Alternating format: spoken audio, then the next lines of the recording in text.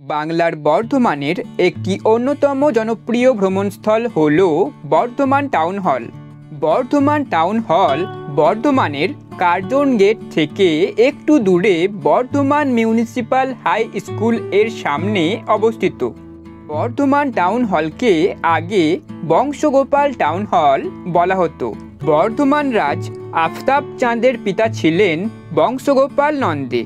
বংশগোপাল নন্দে এই টাউন হলের জায়গাটি দান করেছিলেন, আর তাই তেনার নাম অনুসারেই এই জায়গাটির নাম দেওয়া হয়েছিল বংশগোপাল টাউন হল।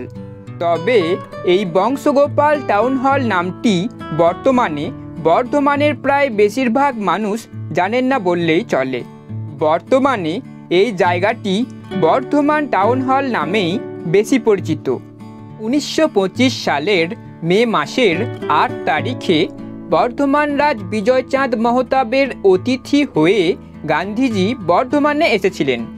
গান্ধীজি এই বর্ধমান টাউন হলের একটি সভাতেও যোগদান করেছিলেন এবং সেই সভাতে চরকাতে সুতো কেটেছিলেন।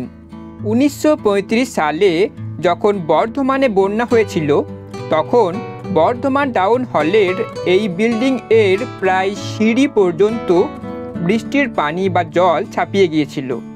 যদিও এই জায়গাটা তখন আরও নিচু ছিল, তবে ধীরে ধীরে এই জায়গাটাকে কিছুটা উঁচু করা হয়েছে। সবুজ ঘাস লাগানো হয়েছে ও ওয়েল মেনটেইনড রয়েছে। বর্ধমান টাউন হলে কোনো প্রবেশ মূল্য লাগে না, আর সোমবার থেকে রবিবার প্রায় সর্বদা বর্ধমান টাউন হল খোলা থাকে বললেই চলে। বর্ধমান টাউন হলের এই ধরনের পুরানো গেটগুলো খুবই সুন্দর লাগে। এই ধরনের গেট এখন খুবই কম দেখা যায়।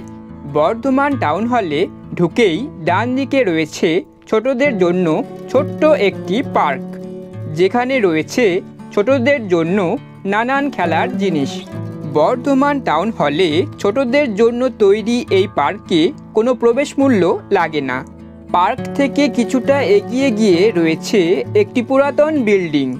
এইটাই হলো বর্ধমান টাউন হল। আর বিল্ডিংয়ের এইগুলো কাঠের দরজা মনে হলেও এইগুলো কিন্তু দরজা নয়, এইগুলো সিমেন্ট দিয়ে তৈরি। এই পুরাতন বিল্ডিংটা থেকে কিছুটা এগিয়ে গিয়ে রয়েছে একটি মুক্ত মঞ্চ। এই মঞ্চে আগে বিভিন্ন সাংস্কৃতিক অনুষ্ঠান অনুষ্ঠিত হতো। বর্ধমান টাউন হলে আগে বইমেলা ও বর্ধমান উৎসব হতো। বর্তমানে বইমেলা ও বর্ধমান উৎসব অন্যত্র স্থানান্তরিত হয়েছে। বর্ধমান টাউন হলে অনেকে ছোটদের নিয়ে পার্কে আসেন, অনেকে আবার মর্নিং ওয়াক করতে আসেন। বর্ধমান টাউন হলের সবুজ মাঠে কেউ খেলাধুলা করেন, কেউ কেউ আবার গাছের নিচে ছায়ায় বসে সবুজ ওয়েল মেনটেইন ঘাসে বসে বা এই মুক্ত মঞ্চের ওপর বসে গল্প করেন।